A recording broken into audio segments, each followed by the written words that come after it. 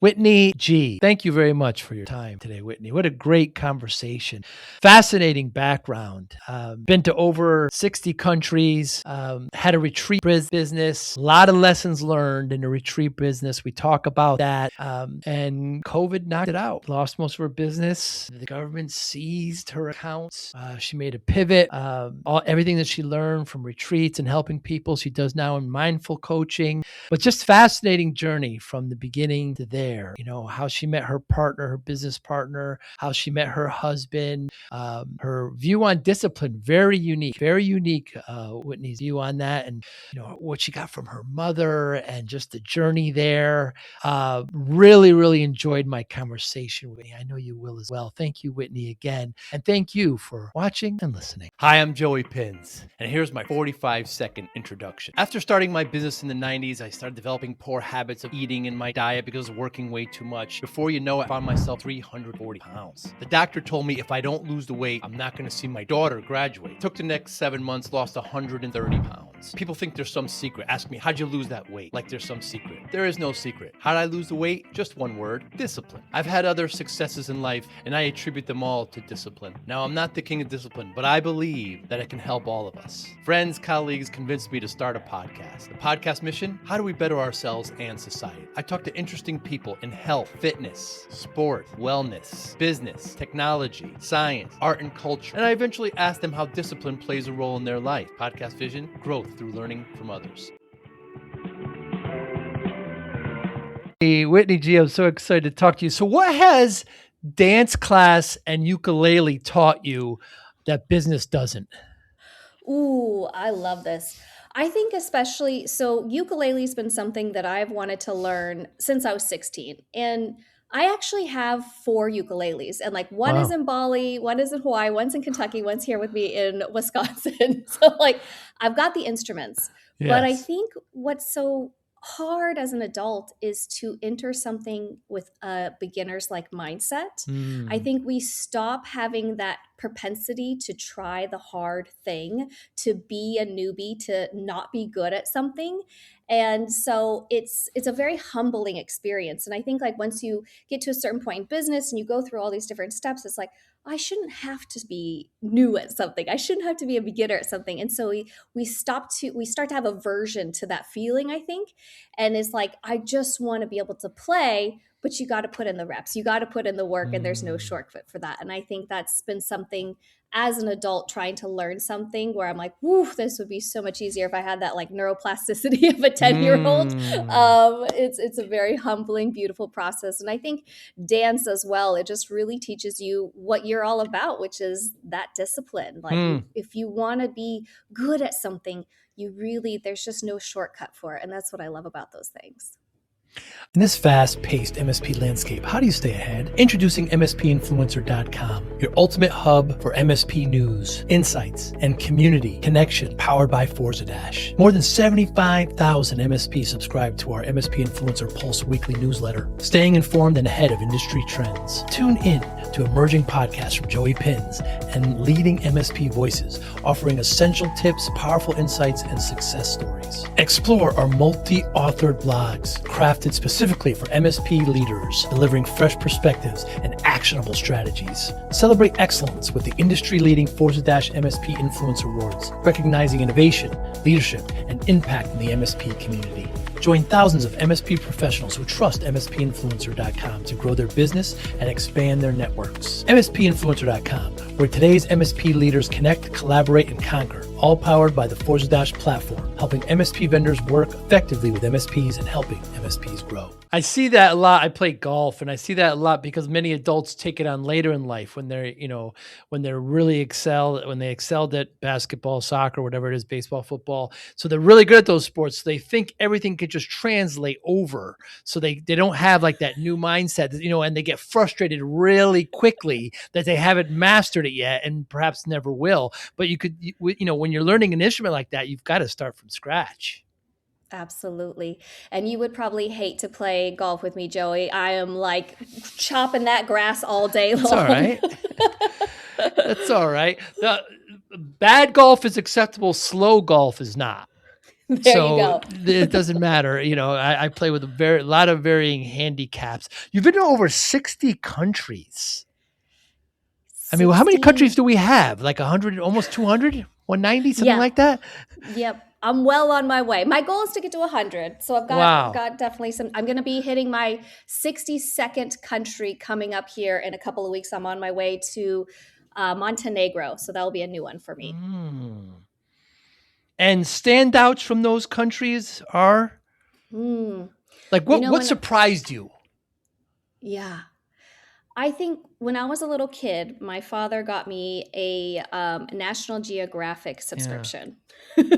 So I was obsessed. My parents are always like, "You're getting on another plane. You're traveling again." I was like, "Y'all did it to me." Like getting Mm. the little kid National Geographic. Like I just think that I wanted to explore the world from a very young age, and I remember so distinctly seeing a National Geographic about Namibia and the stargazing, and it just seemed like something that was so incredibly exotic and seemed light years away from a little girl who grew up in Oregon. Going to Africa just seemed like Mm. such a unique experience. And so a few years back, I got the opportunity to do Botswana, Namibia, and a couple of different countries at once there in Africa. And it was just, the people are so incredibly kind. The Mm. topography and the natural Mm. landscapes are so rich. You can't even drive at night, Joey, because there's not enough street lights. Like it's Wow. illegal to drive at night. Like Hmm. that's just such a cool thing going from, a Western US lifestyle to that. It just makes you feel like you're going into a time machine, and people have those like authentic, real sit down and chat, open the door, because they haven't had kind of this like fast paced modern lifestyle as much as we have. Yeah, there's something to be said about that. My father's an Italian immigrant, so I spent a decent amount of time over there, and especially southern Italy, where they just everything is just slowed down, and it's their Whereabouts in way. Italy?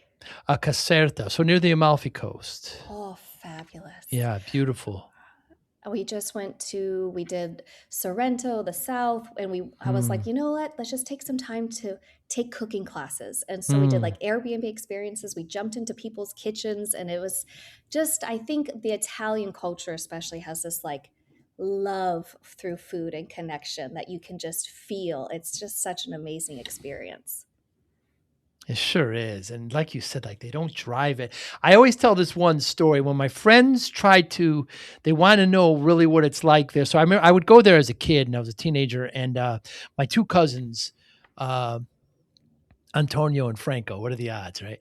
Um, But of course. and they work for like they work quote unquote for the town. They like sweep the roads or whatever. I remember Monday it was raining, Whitney, and they weren't working. And I said, "Why aren't you working today?" And they said, "Well, it rains. We can't work outside when it rains." I said, "Okay." So Tuesday was another rainy day. They weren't working. Wednesday was a beautiful day, and they weren't working. I said, "Why aren't you working today?" And they said, "You never start the week on a Wednesday." Mic drop. That's everything you need to know. So that's it. That's southern Italy right there, especially in those Yeah. small towns. You walk the Camino solo, something I've always wanted to do. I've talked to people who've done that. Tell me about that experience. Yeah. So I had a beautiful blessing. So I've ran my own business for a better part of a decade. And so I decided that I wanted to take some time off. I'm a bit of a quote unquote workaholic, as some people would call it. So it is quite hard for me, because I do love what I do, to disconnect Hmm. and not to be like constantly thinking of like the next thing and what I could do to improve. So I knew that if I wanted to really take some time off and truly disconnect in a powerful way, I needed to go somewhere where I could remove screens from my life. I could remove Mm. temptation. And so the Camino de Santiago, for those who don't know, is this pilgrimage that's been around for, gosh, thousands of years, where people will walk across Spain, and there's all these different routes that you can take. So I got it into my head. Every year I do something to challenge myself Yeah. physically, mentally, be it a triathlon or a race or something that I can do just to kind of keep things fresh. So I said, well, I'm going to do the Camino. And so that was such a unique experience because I think for me, I just generally gravitate towards the archetype of always having somebody with me. So, Hmm. like if I'm traveling the world, I lived nomadically for 10 years, I oftentimes had a travel partner. If I was building a business, I would build it with a business partner. And so that was one of the first things I think I can remember in my adult life where I was truly alone. And I had this like romantic vision because I am a logistics queen and I plan my life to the nth degree. I was like, Hmm. I'm just going to roll into town and pick up a hotel and stay there for the night and then mosey on and walk. Well, I didn't realize how popular the Camino had become. And so it was like I would walk for 20 miles that day and I get into town, like, oh, can I get a room? Like, oh, we're fully booked. So I was like, oh, okay. Next town's 5 miles down. So it started to be a little bit more where I Wow. had to plan and everything else. But I think the experience of walking into these little towns that you would never see, sitting down, and I think when you're in that space of being alone, you're so open to receive. And so I would get on, chats with people from Korea and, Latin America, all over the world. And so we'd share a lunch and have this really profound connection because we didn't have anywhere to go. We didn't have any to-do lists and we just got to spend a day together and then I would never see them again. But Hmm. it was like that sweetness of the moment of just being there really present, that was so incredibly cathartic for me as being somebody who's constantly on their screen, constantly planning, to just really be present and say my whole task today is just to exist, to feed Wow. myself, and to move. You mentioned you challenge yourself every year to do something difficult. When did this start? Oh, I think it's always been like, I feel like my mom was very amazing. She was very counterculture. So when I Hmm. was in high school, we moved to Mexico. Well, we moved to Mexico when I was in third grade. Then we moved to Hawaii when I was in high school. I went on an exchange program in Brazil. So I was always moving around a lot. But my mom would say, hey, you'll go to school till noon. I'm going to check you out, and then we're going to go to School of Life. And Hmm. she'd be like, what do you want to do? And I was like, okay. So in Hawaii, I would take surf lessons, I would take hula lessons, I would just Wow. do things that were unique to that culture, things to do. And so I, from a very young age, really just saw like, hey, I could learn Spanish. Let me take a class. Hey, I'm going to learn ukulele. I'm going to do this. So it's always been a, hey, High Rocks is this new thing I've never seen before. Let me try it. And I think it's just been this beautiful way to keep myself guessing, growing, and really trying to kind of reach that next understanding of myself. Yeah, I heard you talk about your mother. Like she lives in Eastern Europe now. Doesn't know anybody, and Yeah, yeah. Joey, she's a beautiful soul. She says that we hail from gypsy roots. So we both get hmm. what that iconic itchy feet we call it. So it's Hmm. like we'll be somewhere, we're like, this is a good place, and then it's like, okay, let's go to the next thing. So, she's of a certain age. She's in her golden years, as I like to call it. Hmm. And so it's been about, where would you like to retire? My mom has been such a hard working individual. She was an entrepreneur. She raised 3 kids by herself.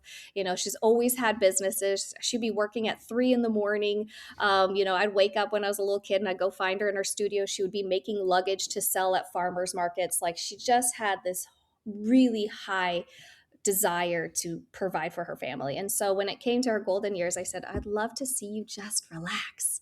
So we took her on a huge walkabout. We took her to Hawaii and Portugal and Thailand and Bali, trying to find that perfect home. She loves to garden. She wanted to find a space that, economically she could have a more Hmm. spaciousness, because especially for a lot of, unfortunately, those entering their golden years in America, it's hard to Yeah. survive off of what it used to be. So we settled on Albania, which most people say, where is Albania and why did she pick it? But it was really for her. The price of living, you can stay there for a year as a US citizen. It's easy to get a visa as of right now. And she's building a little community, which I absolutely love. She's got her little like coffee date community, and I think at the end of the day, that's what we need as humans, no matter where you are in the world. And that's why I found, after traveling to 61 countries, it's about like finding community, finding people that you can connect with, because the same things are going to be happening everywhere. You're going to do your laundry, you're going to be eating, you're going to be, doing something to occupy your days. But it's really that sense of community, I think, that makes a place so important. Yeah, it really does. So you left corporate, Whitney, to do a 1 year gap year. Like, what were you running away from? What were you running to when you made that decision? I think I was really running, I had a bit of a health collapse. Huh. And so, my mother, while she was this very wild, wanderlust free spirit, my father was very get a job, go to the government, like step by step. If you take care of it, it's going to take care of you. Very pragmatic individual. And so I think I have that duality within me. So when I graduated from college, I went in and I first started as a wildland firefighter. Everybody in Huh. my family's done it. So it's like a rite of passage. I was a biological science tech. I went into renewable energy. And I just kind of like, I literally graduated from college. I threw a party that weekend for my whole family. I started work that Monday. Like, Wow. I worked 3 jobs through college so I would have minimal debt. I just was like always on a race. And so when it came to a point, with renewable energy and these different kinds of contracts, government money becomes very important. And what's happening politically impacts those jobs. Hmm. So we had a regime shift in America. I saw the writing on the wall of what that would mean for environmental programs, and I was like, listen, I'm going to go back to grad school. I'm going to make sure that I can more foolproof my career here, and then I will get to that next level. So I took a gap year, and I always had the intention, like I visited the university I wanted to go to, I had everything planned out, and I was just going to take a proverbial gap year. I did 18 countries that first year, and I Wow. really started to heal myself and really recognized, whoa, I was completely out of balance. Like I had gained so much weight. I wasn't eating healthy. I wasn't Hmm. sleeping. I had anxiety, and all of these things I just kind of took as like a badge of honor, because it's like, oh, well, I'm working hard and I have all this responsibility. So, this is an indication that I'm, hustling because I want something. And if I work harder, I get it. And so I had to really unlearn a lot of these things. When you go to these different countries and people have such a high quality of life and they're so happy, monetarily or materialistically they might have less than us, but geez, to like go out and watch a sunset at 3 p.m., go and leave the office early so you can go to the beach and do these different things that have value to them, really enlightened me when I was in my 20s of, I think I need to approach life differently, Wow. because innately I already really push super hard. Very interesting. You met your co-founder 2 weeks after founding your business. Tell me about It that. it was, so it was 18 countries in. I was towards the very end of my gap year, and I like call my parents because my dad was really this like go to school, do these things.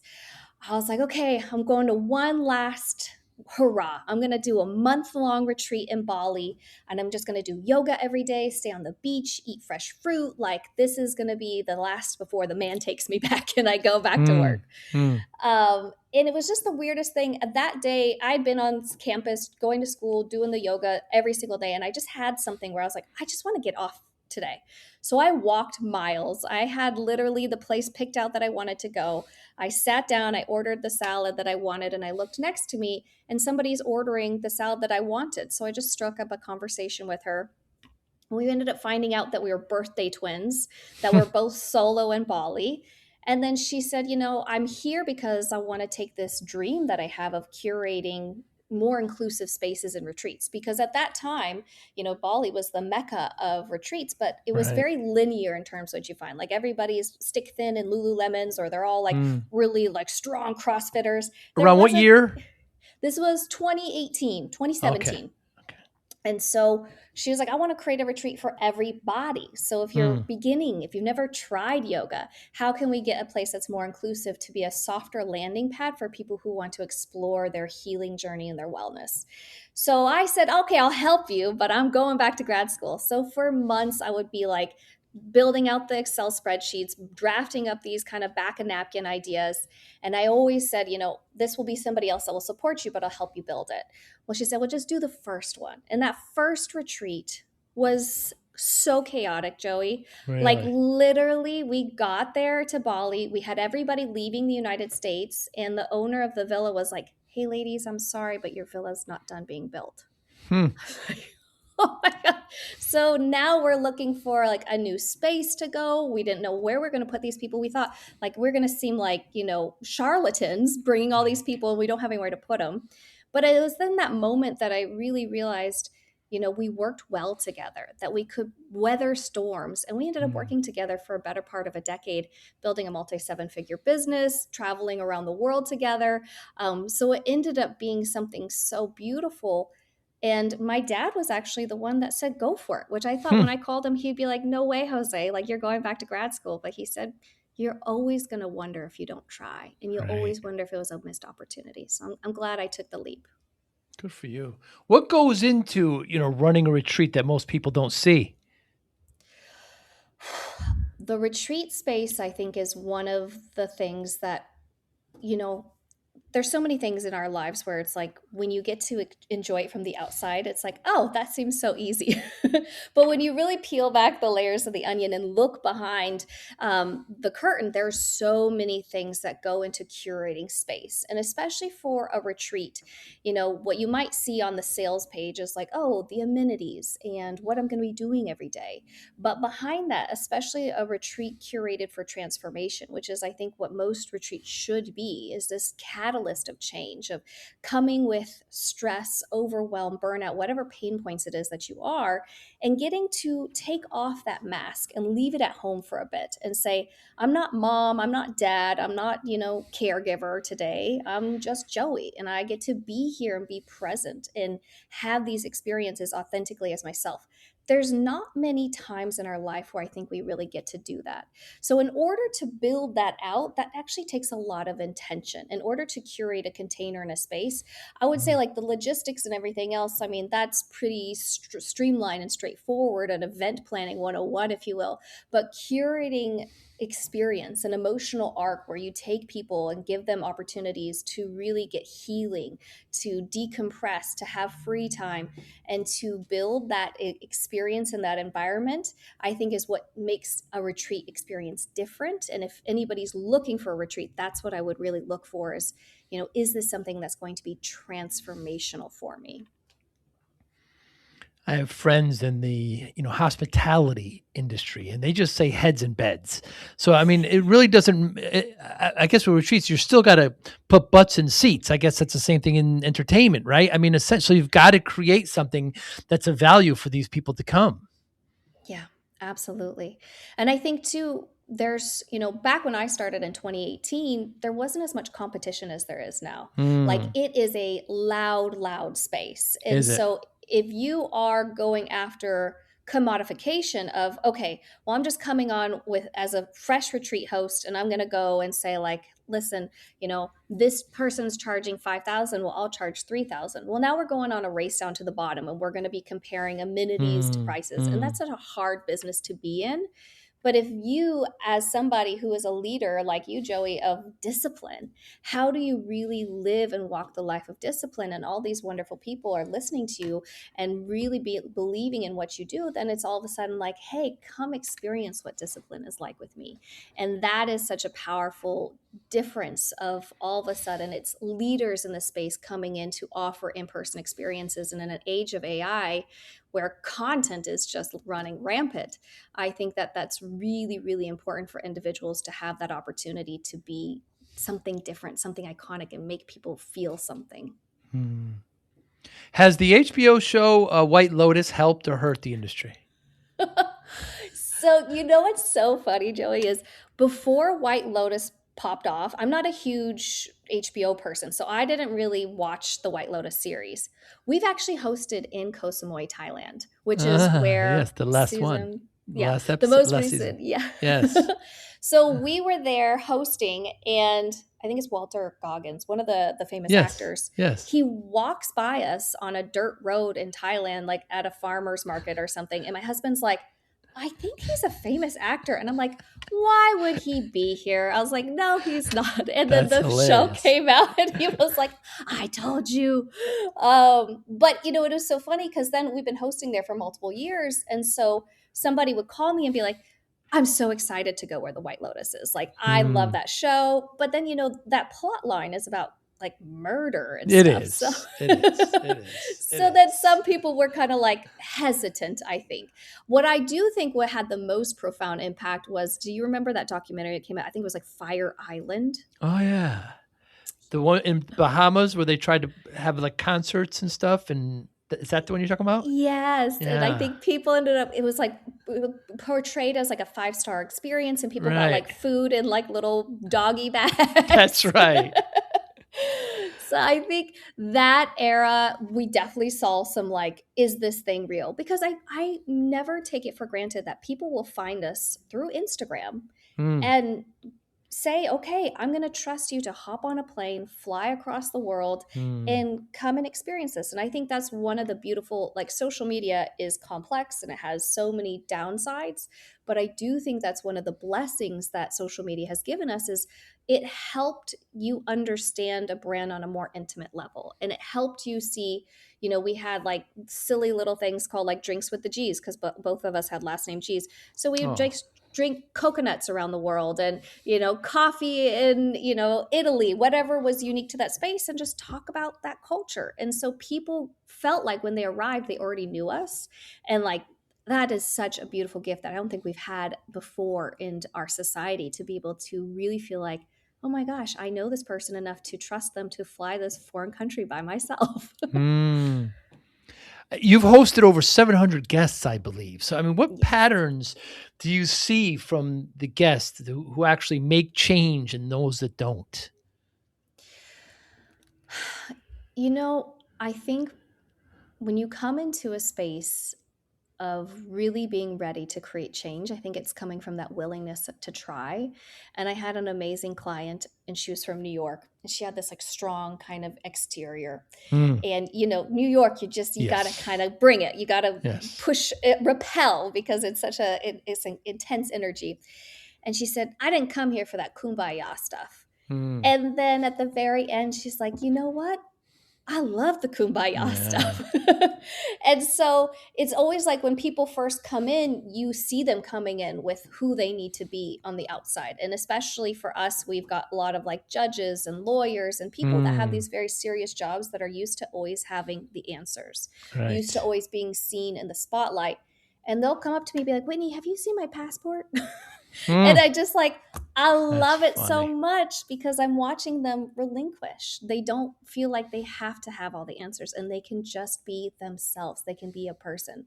So I think it's those who really step into it and say, like, I don't need to bring who I was with me to this space.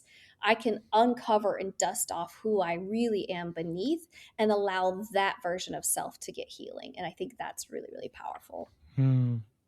Yeah, the Northeasterners, they got that kind of hard shell. You gotta give it back to them a little bit, but the question is how much? Not too soft, not too little. But once you do that, they open up. People, there's a false reputation that they're not friendly. You just got to kind of crack through that a little bit, and they open right up. I find anyway. Um, so you have 700 guests, over 2,000 clients you've been working with. Just overall human behavior. I mean, you must have seen the gambit coming through your doors there, coming through your retreats. Yes, very honored and blessed. So I've hosted over 700 lovely, amazing clients. And then in my coaching practice, because COVID shut the world Right. down, Let's talk obviously. about So, that. Yeah. Yeah. so retreats went on freeze overnight. I literally Right. had people, I was in Africa hosting a retreat, and I was supposed to have more people arriving.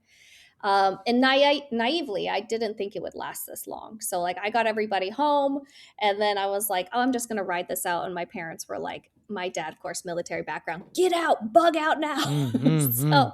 so what do you do at that point, right? So we had to pivot into digital products. So we took what we had learned and garnered from human behavior, from what people need, and we translated that into a digital space. And that's really where, we were coaching a bit prior to that, but this is really where we invested heavily in taking the skills and wisdom of how do you love yourself into wellness. So much of the narrative out there is like, in the past, I would say we're kind of turning a new chapter, which I'm excited about, but it's like deprivation and you got to want it, and all Yeah. these different things, and discipline yourself into never getting to have a treat. And a lot of people couldn't sustain that, especially in the time that we were in COVID. Like, people needed to love and they needed to be held, and they needed community. So we really kind of flipped the rubric, and we really started to coach from a place of, we had clients working with a dietitian nutritionist, working with a licensed therapist, working with a mindset coach, working with an accountability coach, a fitness coach. So it was a beautiful way to approach wellness that had human first element. And I think that was so helpful. And what we really were able to identify is getting into habits, because I think we all want to focus on the end result. I want to lose 20 pounds. I want to lose, whatever X amount. I want to be this dress size. And it feels like such a big chasm between that point and where you are, that it feels overwhelming. We try for a little bit, we give up, and we say, okay, never mind, I can't do it. But if we can get into habits, small little shifts, then we can break down anything that we want into these tiny bite-sized pieces. And so that was really what I love to see, because, especially for coaching and retreats, we have high caliber, high powered people that come into our doors, and they already have a ton on their plates. Like, they don't need the science behind things. They don't need all this. They just need to be told what to do. They just need to believe that they can. And I think from a human behavioral standpoint, something that we discount is the power of that, like, mindset of belief in self, and having others believe in you and witnessing you do things and celebrate you. And so a lot of times, there's these great apps, and there's AI, and there's all these things that we can use, but I don't think that we can truly replace that humanizing element yet, because we crave it so much as people. Yeah, we certainly do. But going back to COVID, not only, Whitney, did it shut you down, but they froze your assets, right? Yes. Talk about a stressful time in my life. Glad you could laugh about it now. It wasn't funny then, I'm sure. Yeah. It wasn't funny then.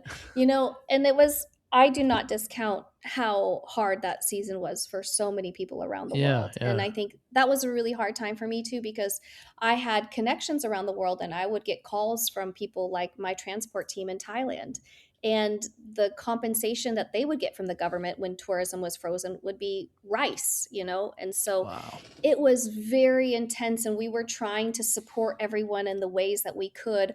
I left my triathlon bike with him, so I would send him what I called bike rent. I said, just don't worry about it. I'm going to send you some bike rent every month. But it was, coming into that space, you try to lead as a business owner that is like, I'm going to do the best by my clients. And so some people wanted their money back, which is totally understandable, because they all of a sudden lost their income. They didn't know. So we try to have people roll as much as we could into future dates. And we were very naive about, like, in 6 months we'll be able to host. Okay, a year we'll be able to host.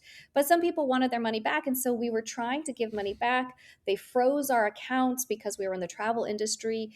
And so I literally was, I think for 1 year, I didn't take a single paycheck. And I was doing work trade for people so I could have a free place to stay.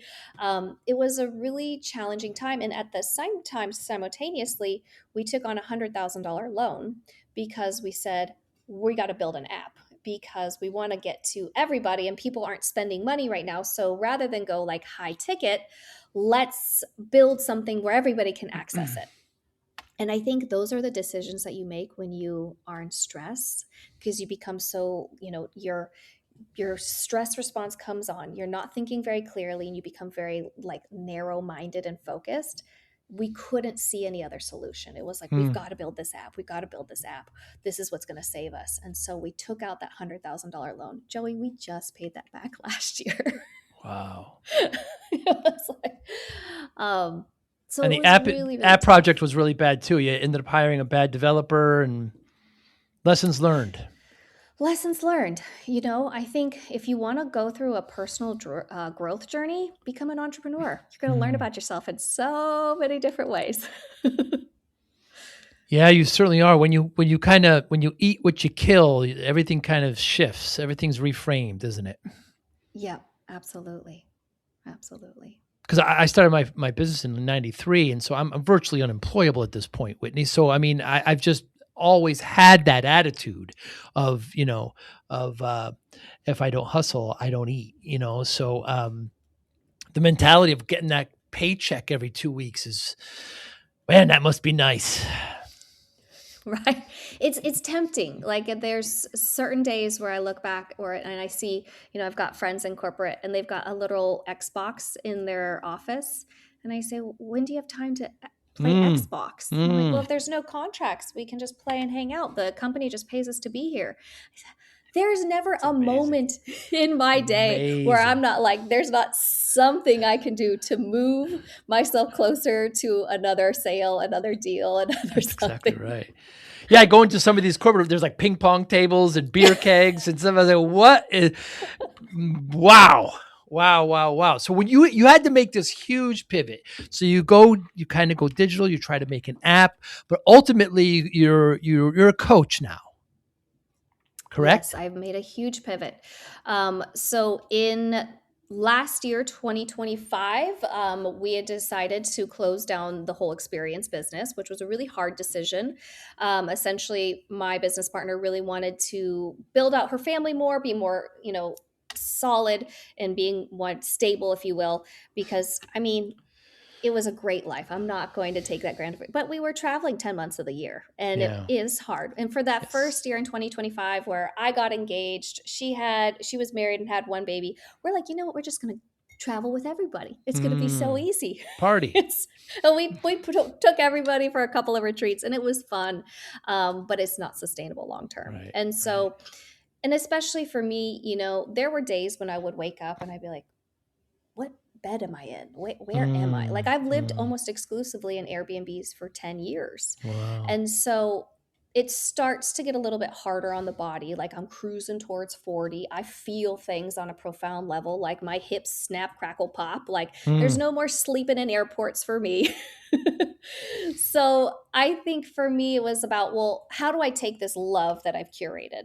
And that is for travel, that is for transformation, that is for retreats. I absolutely love that business, and I was really able, because I was in the trenches for so long, survived the pandemic, grew something from 16-person events up to 40-person events. Like towards the end of the journey, we would just rent out entire wellness resorts in Thailand and bring 40 people. It was so much Wow. fun, and it was like wellness festival vibe. Like any given time we'd have Pilates and Muay Thai fitness and everything happening at the same time. You could choose your own adventure. It was just so much fun. So I've taken that wisdom and knowledge and said, well, how can I help other coaches? How can I take this in a way that's going to support me a little bit more in terms of, my husband probably wants me to be home more than 2 months of the year, 3 months of the year, and still be able to stay in that world. And I think coming into different chapters of life, that's what's so beautiful about, being an American, is that we can, but this is the land of opportunity. Mm. And I feel so blessed that I can parlay wisdom and turn it into something new. And it's scary and hard to create that change and to jump off the precipice of being a newbie again, like the ukulele. But it's so exciting as well.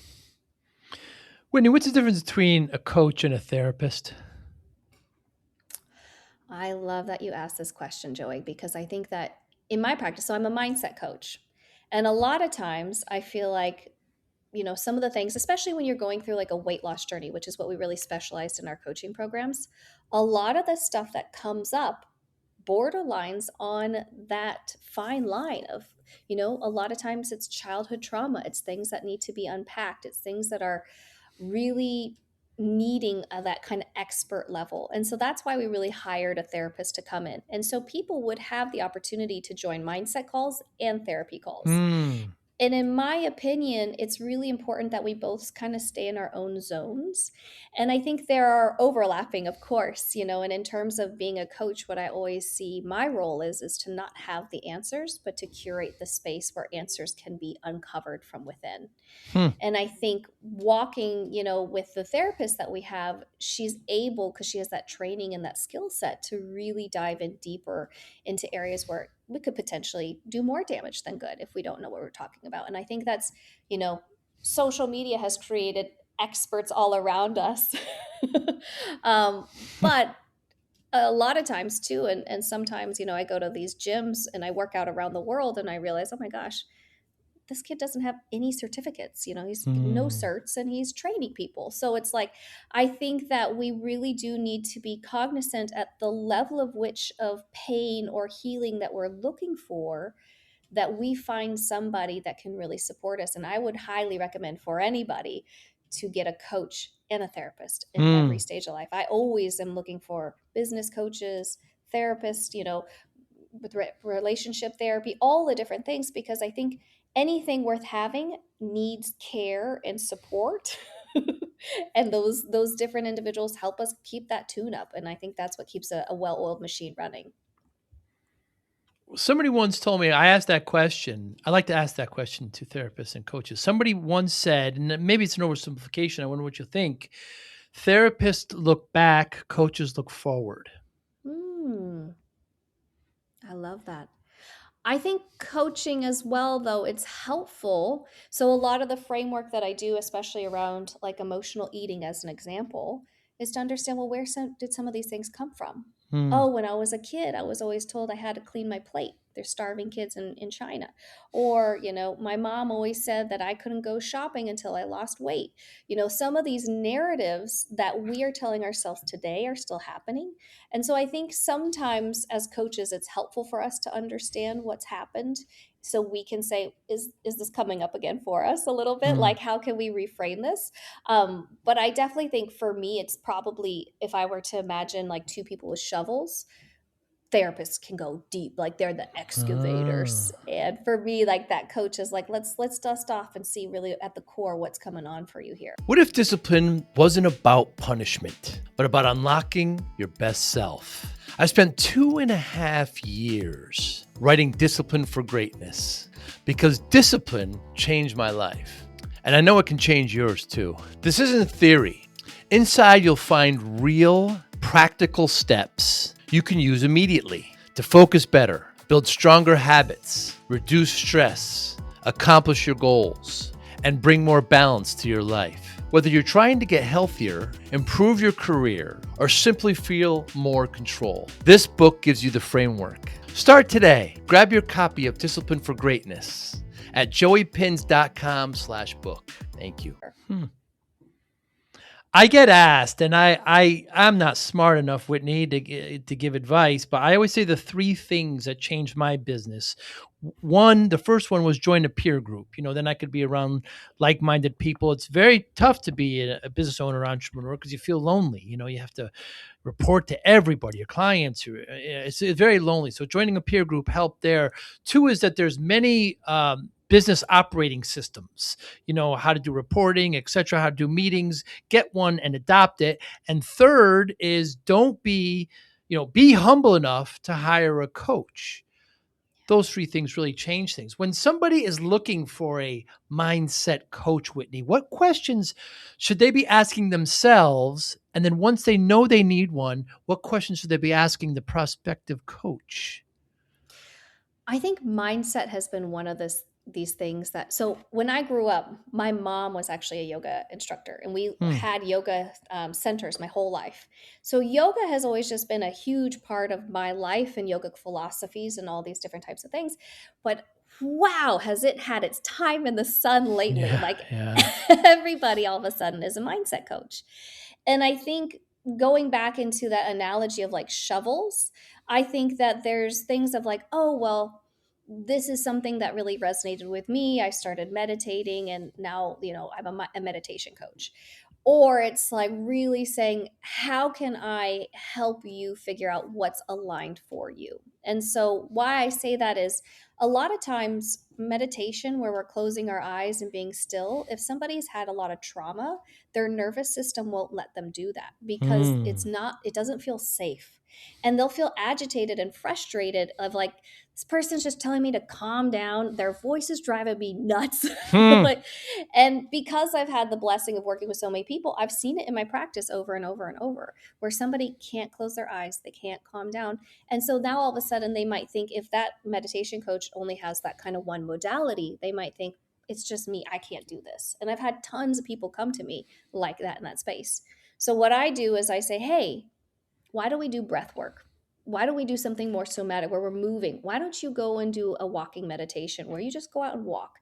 Something where we can meet them where they are and take them through those different levels of resetting their nervous system. So I think for me, it's, if you're looking for a mindset coach and you're looking for, what you need is to understand is it really just like clarity of mind and having a bit of accountability and, some community around that of people who are talking about these things that really excite you, like mindfulness and, being more centered and grounded? Or is it, I recognize and honor the fact that I have insomnia, I'm not sleeping, I don't feel safe, my mind is on anxiety loops. Okay, if those are my pain points, how do I dive in deeper into that and find somebody who is really primed and able to support me through that? And I think that's what's so helpful, because I never want somebody through mindset work to think it's not for them because they don't have the right modality that's ready for them in that season. Mm. Joey, when you talked about having those three different levels, I thought that was really interesting how you kind of broke that down. And I was just curious, because you've been in the game for so long, since 93. Have you seen like evolution and growth? Because I feel like back in the 90s, the entrepreneurship game was very different and it wasn't as common.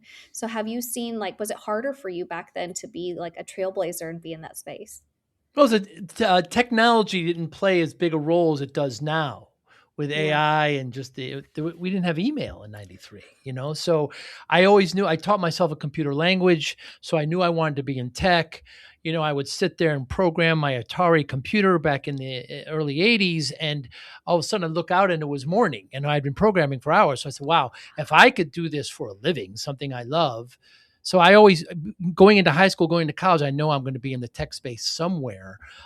So I didn't really look at it that way because so many other people didn't know it, Yeah. didn't understand. In college, I was the only person not only in the floor, but pretty much the whole dorm that had a computer. So it was a very different time, and it's just something I excelled at and loved. Yeah. What's the biggest lie? Thank you for the question, Whitney. What's the biggest lie you think people tell themselves when they're trying to build like that perfect dream life? I think maybe the lie that we can get stuck on early on is that it's a price point, it's a benchmark of Ah, income. And that was it for me. I was like, if I can just get to 5K months, I'm going to be sitting pretty. And then it's, oh, if I just get to 10K months. Okay, if I just get to 20K months. And hmm. it's this, and my parents always taught me this. Fiscal responsibility has always been a very big conversation in our household. And so they always warned me of lifestyle creep. And I am somebody who's very fiscally responsible. I squirrel away money like crazy. Wow. Like I have a little bit of that, like I lived through 2008 in my formative years. I watched the huge, massive impact it had to people and me and my community, and literally losing homes and things. So I've always been very intentional about that. But I think that when people start out, they become so fixated on this end result of like, if I could just get to 10K months, and it's for some reason, especially in the internet space, this magical number that everyone talks about, except with inflation, I think it really needs to be like 15K months Hmm. now. But then they get there and maybe they're burnt out, they're overwhelmed, they hate their business, they feel, and so I think people think once I get to a precipice, problems will be alleviated and I just hit this magical area where life is great. And having been somebody who's built a lot of success and now starting over and then built success and starting over, Hmm. especially with COVID and everything, I can really say that like we can't put off building a dream life for a certain rubric or goal. Like we need to take care of our wellness now. We need to make time for loved ones now. We Hmm. need to like spend some of that money that we have on things that bring us joy now, because as that rubric grows and you hit those benchmarks, it's human nature. We'll always set the next precipice for ourselves. We'll always be reaching for that next rung. But if we don't like stop to enjoy the journey, it's going to be constantly feeling like we never have enough. And it's just going to create this cyclical journey where we feel like we have never achieved anything. Yeah, that's really, really good insight. Whitney, is there something like what would break your current success if you stopped doing it? What would break my current success? I think for me, having gone through a health collapse, Hmm. really, I think that it's so scary when you go to a doctor and you're like, I've gained so much weight that last week I could put these pants on and this week I can't, Wow. right? Which is an indication of massive inflammation. When you walk upstairs and your heart is palpitating like you ran a marathon and you're in your 20s. Mm. When you're drinking the green juices, you're eating the smoothies, you're doing all the healthy things, and you're breaking out and your body is totally inflamed and you can't figure out what's wrong. When you talk about at that point, you would sacrifice everything in your bank account to crack the code. Mm. Um, you truly recognize the fact that health is that greatest level of wealth. Hmm. And I think that for me right now at this point in my journey, because I've gone through that, I'll really always protect my health. And I really recognize, like, at a certain point, if something is too stressful, I'm going to have to walk away. I'm going to have to reimagine things. I'm going to have to change things because I am no longer willing to be the type of person who will sacrifice their health for financial prosperity, Right. for X, accolade. And I've seen it across the board. These people who are incredibly, incredibly successful that I've had the honor of working with, they always put, not always, but most of the time, the thing that gets cut off, like they've got everything going for them on paper. They're driving the nice car, they've got the Mm. nice designer clothes, they're Mm. living a beautiful life. Their health is a complete mess. Mm. And so I think we need to really continue this narrative. And I love that about you, Joey, is that you've sustained your weight loss journey. You've gone through this journey. You lost, I think it was like Yeah. 100 pounds in 9 months or something through discipline and been able to sustain it because it has value to you. And so now I see those as being incrementally valuable, Hmm. success and health. Yeah. And to have the gratitude for that, because yeah, there's many rich people of when I say rich, monetarily rich who are unhealthy, and it's a sad thing. Whitney, is there something that you believed in strongly, like 10 years ago, that you no longer believe? I used to be, especially because I battled with my own weight loss journey. Yeah. And so I've had eating disorders. I've struggled with, body images, self body image, self worth, self love. Mm. And I really thought I kind of came from that mentality of like, if I don't have something, it's because that I haven't worked hard enough and I don't deserve it until I work really hard. And I really believed that, my body was kind of like this ATM where I could just keep pulling from it. Mm. And so I really do believe now it's, if you want something, you got to love yourself into that process.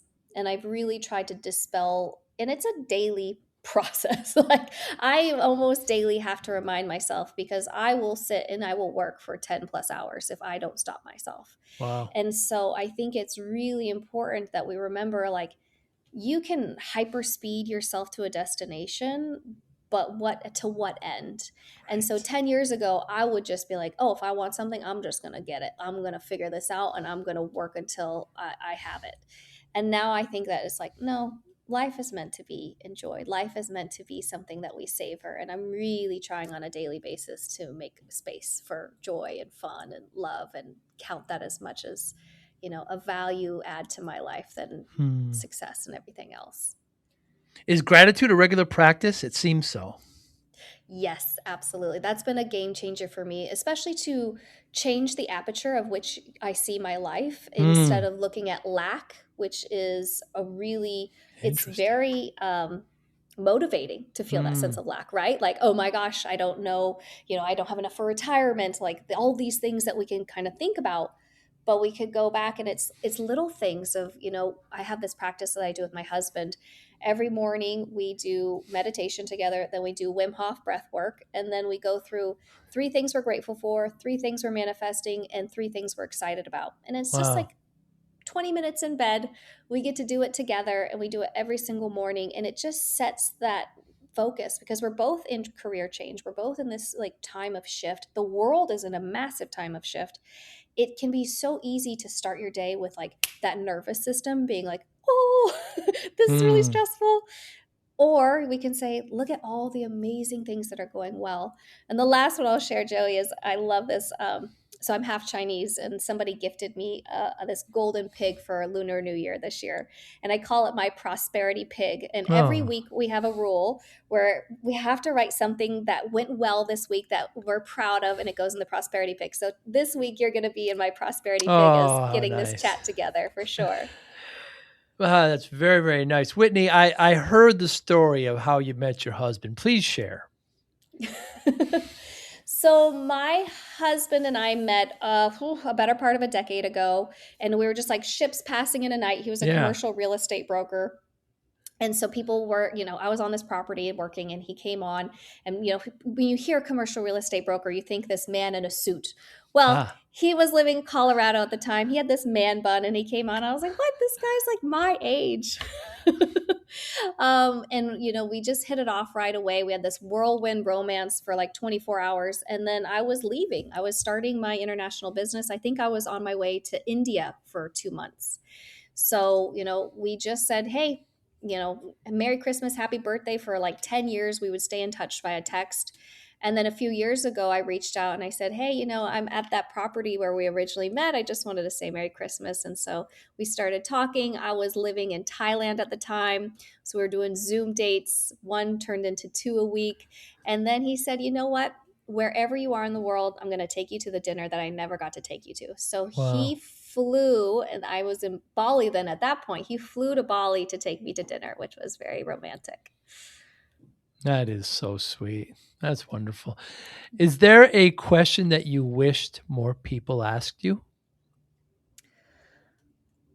I think that one of the things that is missing or lacking in our society is true connection. And I think a lot of times we ask each other on a daily basis, hey Joey, how you doing? Hmm. And we are so quick to give a very surface level response. And I think one of the things that I wish, not necessarily that people just ask me, but I wish that we all did, is we let each other in a little bit more and we took Hmm. opportunities Hmm. to really connect. And I really try to do that when I go to the grocery store and I check out. And, my husband's great at this too. He'll always like comment on, wow, those nails are fabulous. Or, I love your hair. And it's just so beautiful to see people light up and truly connect.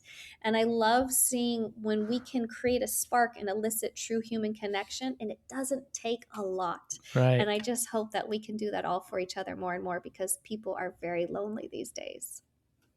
A little goes a long way, doesn't it? Just a Yes. little mention like that, and you could just see it sometimes. Kind of lighten up. I try to do that too. There's a fine line though when a man compliments a woman, so you got to be careful. But Yes.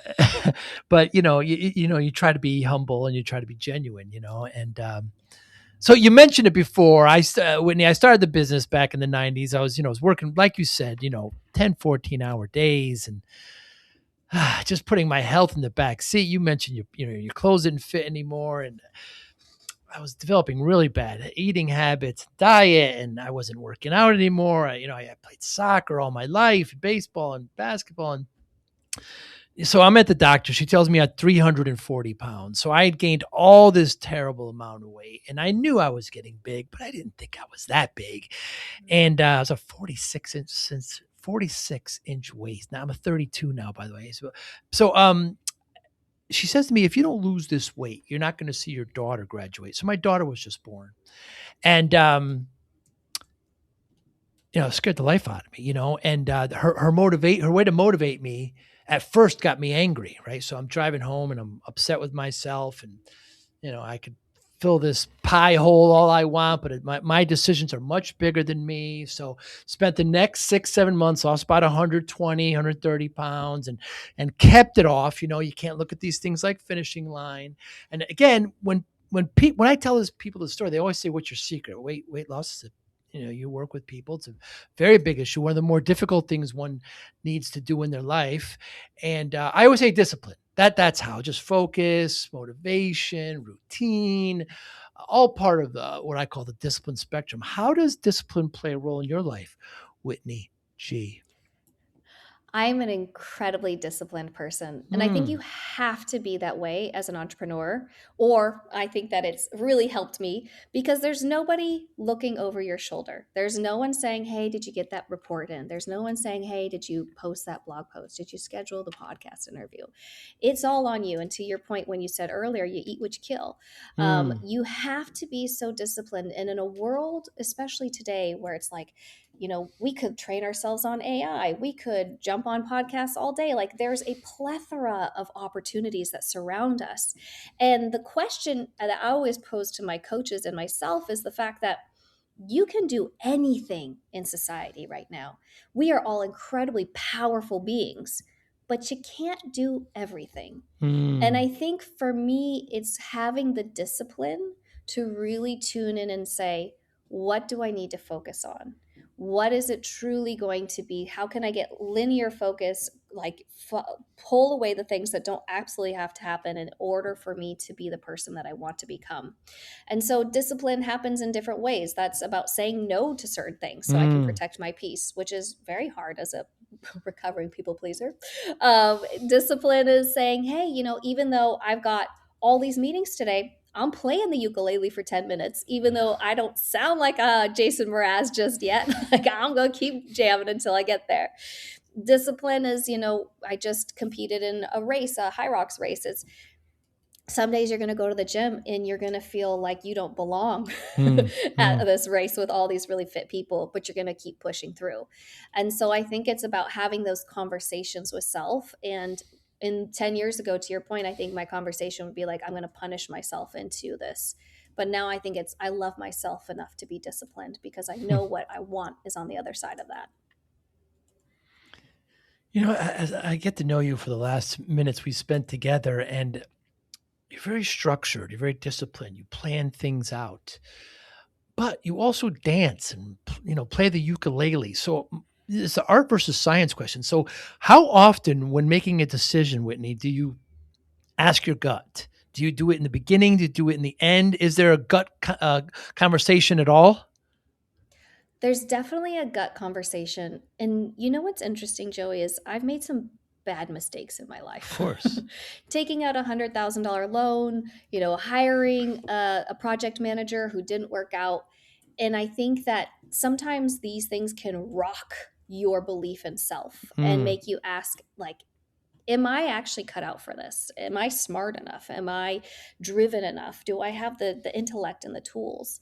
And so I think that it's hard to sometimes not let that create like a ball of distrust around your intuition and your gut, because I Hmm. really think all of us, at the end of the day, every answer that you're looking for, yes, you could find it on ChatGPT, but the better answer resides within, and the Hmm. answer that's going to serve you better. And so what I try to do is somatically what I do, because I do get very tangled into my intellectual mind, is I'll walk myself down a path. And so very simple, let's say that, Joy, we're trying to decide between getting burgers or sandwiches for lunch. Hmm. And we can't Big decide, like decision. they're the best in the Yes. whole world. We're just like, oh, we can only get one meal together. What's it going to be? And so I'll ask you, okay, we're getting sandwiches. And I'll say it definitively. I say, well, how does that feel? And you're like, no, I'm really sad I'm not getting the burger.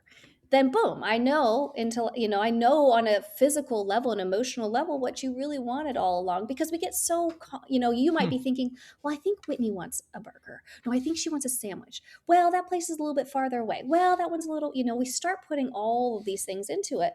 But when we frame it that way, and that's a really simple equation, but when you start putting it like, do we want this house or this house? Do we hire this subcontractor or this one? Like the questions can go wherever it is, but it helps you get into the feeling of an answer, which I think is really helpful. Hmm.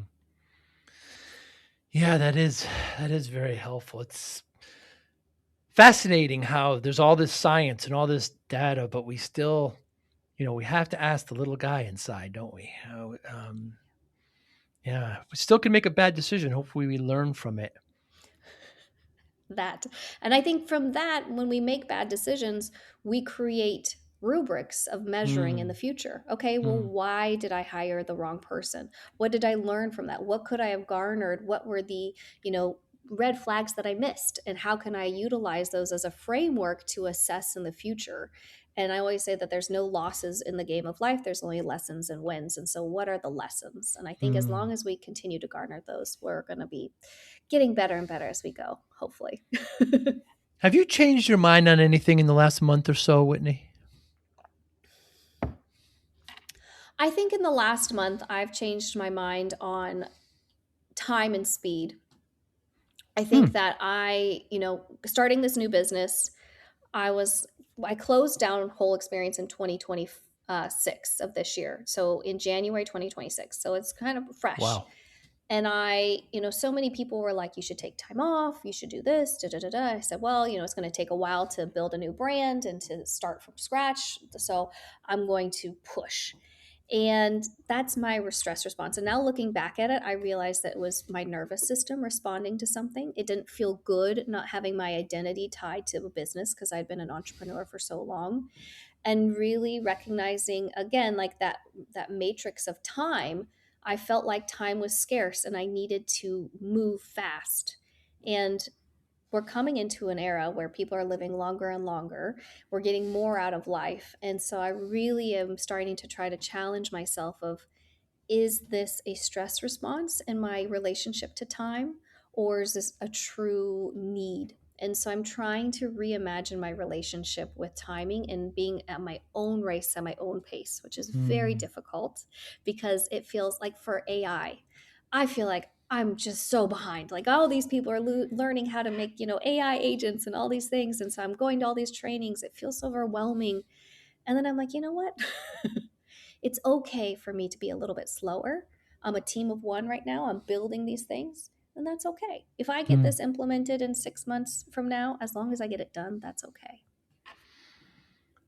Is AI helping or hurting the mindset coach and the mindset coach business?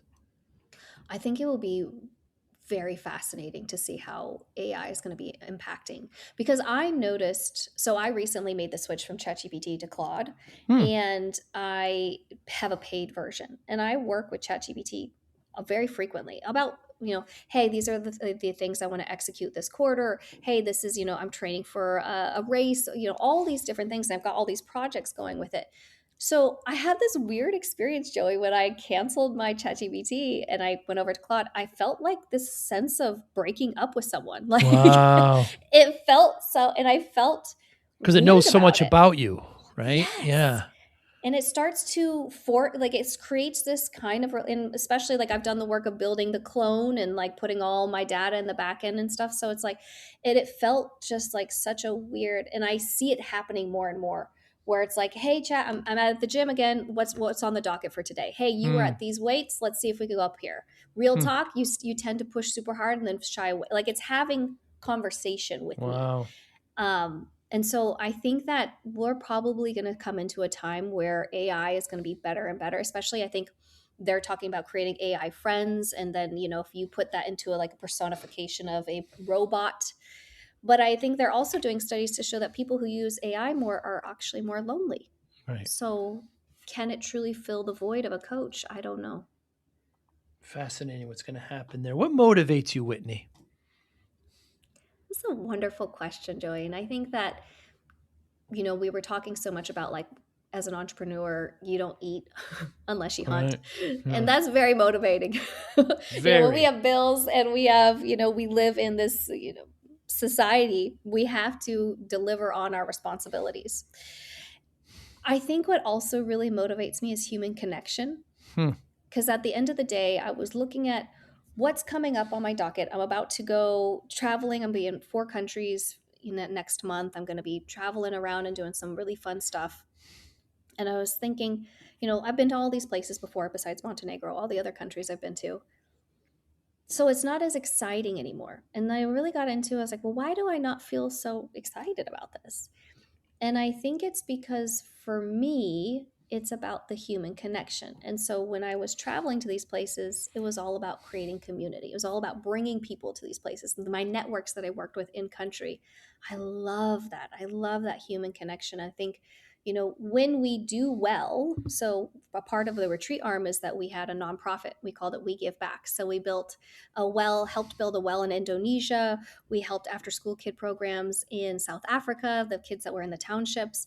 And we got to have like real participatory development where these people would get to go into the schools, play with kids, like watch their dance performances, blow bubbles together. And I think for me, at the end of the day, when I lay my head on the pillow, those are the things I'm most proud of. And those are the things that get me most excited. Hmm. So I've really been able to identify It's that human connection that I crave and that I want to bring more into the world.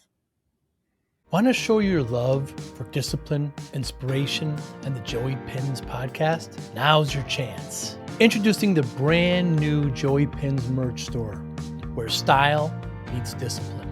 Choose from premium apparel, cozy hoodies, stylish hats, durable bags, and your new favorite coffee mug, all featuring the iconic Joey Pinz logo.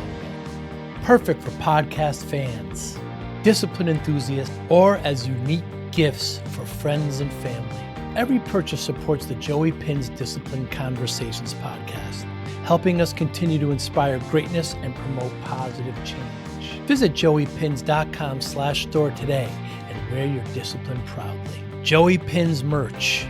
Wear it, share it, and live it. Human connection. You didn't say it, but I kind of heard impact. Yeah. So given the motivation, human connection, impact, making a difference, how do you measure success, Whitney? So one of the things, and it's just a personal choice, I don't have anything against for or against kiddos, but I've just decided that's not really a path that I want to take. And so for me, this idea of leaving legacy or leaving something behind is really important to me. And not in, I've got a beautiful goddaughter, for example, and I have nieces and nephews, and I really want to make sure that I'm able to leave it a little bit better than I found it. And that's always been something that my parents have taught me. If you borrow a car, you better gas it up, you better wash it, you better vacuum it, and make it look nicer than when they gave it to you. And I think that same premise kind of comes to me in my business and what I do. And that's why it's always been really important to me. Of everything that I do, I want to leverage that as a way to create impact. It sure is. What a absolute delight talking to you. I love your social media. You just you're very genuine and you're very direct. I was surprised to hear you're not from the Northeast. You're not from the Northeast at all. You're originally from I'm a Wisconsin. West Coast. Oregon. Yeah. Yes, yeah, West Coast. I'm on transplant here in Wisconsin. I've never experienced below 20-degree weather. It's a horse of a different color. Yeah, I moved away from the Northeast because of that. I have friends in Wisconsin, wonderful people. Just, Yes. Kind of like Chicago, just about 7 months of the year. It's wonderful. Maybe 6. Yeah. It's tough. Such a delight talking to you. Anybody watching or listening, how can they get in touch with you? Yes, absolutely. Retreat Strategy Co. I also am going to be sending over a little gift. If you have a business right. and you're wondering if you could host your own retreat, what that might look like for you in terms of a business lever, I will make sure to share it with the show. And so you can download it and give it a whirl. Whitney, thank you so much. If we're ever in the same geography, perhaps you and our respective partners, will have a cup of tea.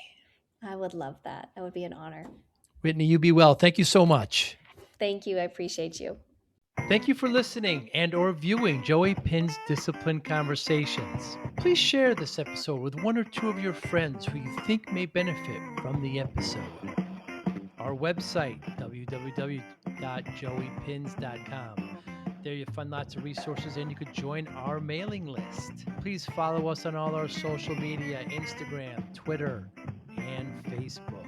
Podcast information, the video version of our podcast is on YouTube. Please subscribe. Audio is on all major podcasting platforms. Please follow them. And if you like it, please consider giving 5-star rating. Would really appreciate that. Thank you again for listening or watching Joey Pinz Discipline Conversations.